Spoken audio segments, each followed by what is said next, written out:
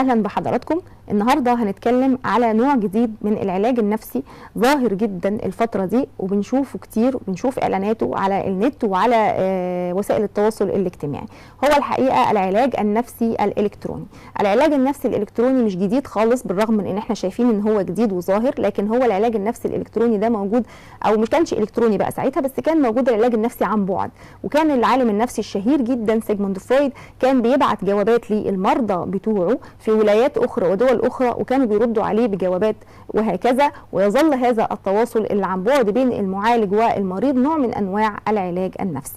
الصوره بتاعته الحاليه لسه في سنه 1980 كمان ابتدت جامعه كورنيل في نيويورك ابتدت تطلع برنامج كان اسمه دير انكل عزرا او عزيزي العم عزرا. ده كان بيرد على تساؤلات متخصصين نفسيين، بيردوا على تساؤلات الناس اللي بتتصل بيهم، وابتدوا يجاوبوا لهم ويحلوا لهم مشاكلهم ويساعدوهم فيها. فكان ده صوره ايضا من صور العلاج النفسي عن بعد. العلاج النفسي النهارده عن بعد بيحصل بصور كتير، فممكن يبقى عن طريق الايميلنج ان احنا نبعت ايميلات للمعالج ويرد علينا، الواتساب اللي الناس كتير بتبعت عن طريقه او اي وسيله من وسائل التواصل بالمعالج، في عن طريق التليفونات، عن طريق الفيديو كول، عن طريق اي برنامج واي ابلكيشن يعني بيسمح لنا بالتواصل مع المعالج. بنعتبر ده علاج نفسي عن بعد. طبعا للتقنيات التي يتم استخدامها في هذا العلاج بيتحدد نوعه. هل العلاج ده نافع ولا مش نافع؟ اتعملت دراسات كتير على هذا العلاج ومدى فاعليته، فلقينا ان هو فعال جدا في تقليل نسبه الانتحار. اتعملت دراسه في المانيا على المنتحرين ان هم يتواصلوا بالتليفون مع الخط ساخن، عملوه لانقاذ هؤلاء الناس والتواصل معهم، وفي نفس الوقت نحافظ على سريه بياناتهم. وكان الدراسه دي استمرت على مدار عام وادت اثبتت نتائج ان ده ادى لتقليل جدا في عدد حالات الانتحار.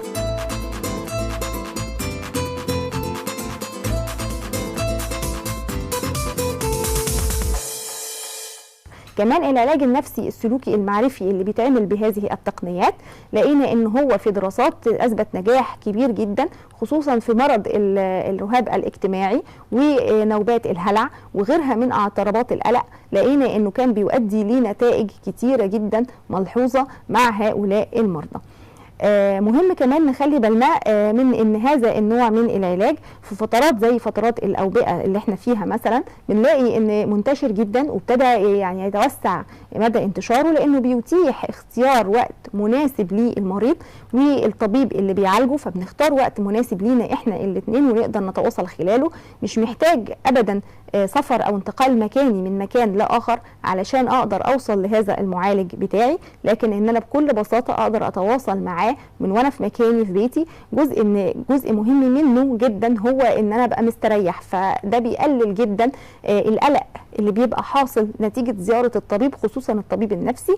فبيبقى انت تقدر تتواصل مع طبيبك وانت في مكانك، في حاجه بنسميها كومفورت زون كده، في مكان دايرتك المريحه ليك وانت مطمئن. فبالتالي التواصل بيكون اكثر مصداقيه واكثر اقل رهبه واكثر فاعليه من التواصل في بعض الحالات، طبعا من التواصل اللي هو بيبقى فيس تو فيس او وجها لوجه مع المعالج، زي ما يكون في العياده او في الاماكن المشابهه. مهم كمان نعرف ان من ضمن مميزات هذا العلاج انه بيساعد الناس اللي هي لو ام عندها اطفال بتقدر انها بدل ما تضطر تجيب بيبي سيتر يقعد بالولاد او حد يقعد مع الاولاد بتقدر تتواصل كده. لو حد عنده اعاقه جسديه تمنعه من النزول والذهاب للطبيب فده بيكون مريح ليه جدا. كمان لو كان في مسافات زي الناس اللي بتبقى مسافره تقدر تتواصل مع اطبائها من خلال هذا النوع من العلاج.